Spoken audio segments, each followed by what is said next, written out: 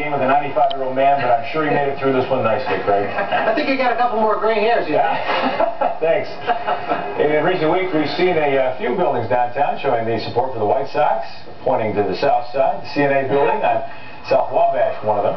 More than 1,700 windows were used to spell out "Go Sox" on a skyscraper. This kind of light display doesn't happen by accident. A computer software program figures out which windows need to be opened or closed or turned on and all that sort of stuff, and then the building personnel goes to work. We have a crew going around opening and closing all the blinds, and then in addition to that, we have to reset all the timers for the lights within the building to stay on for the entire night. Well, they're not alone.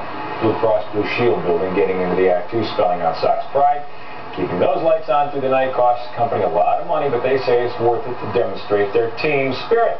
Well, they're really fans, they just write it on their chest. They walk around. It's another kind of team spirit. Oh, it is. Well, surely Chicagoans have driven downtown and looked up at some of the buildings and seen Sox pride literally pasted on some of these buildings. Well, we had a chance to go up to the CNA building. That's that giant red one here near Buckingham Fountain. You can start to make it out now. We're going to show you later what it says, but today we found out just how they do it.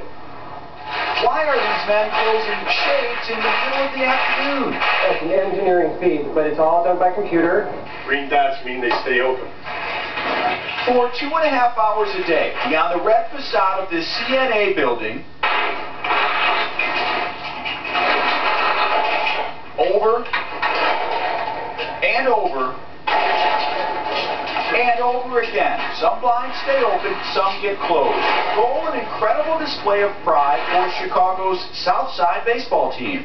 We were only going to do it for home games, but last night was so close, we decided we're keeping the lights on all weekend. We started with the Cubs back in '84. But this is the White Sox year, and engineers meticulously check blinds, more than 1,700 of them, along with 450 lit windows on 26 floors. That's it. So simple. We're cheating a little here. We've closed the iris on our canvas so you can start to manage to see "Go Sox," and then on the other side it says the same thing, and then on the thin part of the building it says Sox. It takes those guys about 2.5 hours. They're just wrapping this up for us tonight. We're going to come back a little bit later in the program, and hopefully you'll get the full beauty of the shot. It's amazing how long and how hard it is to do.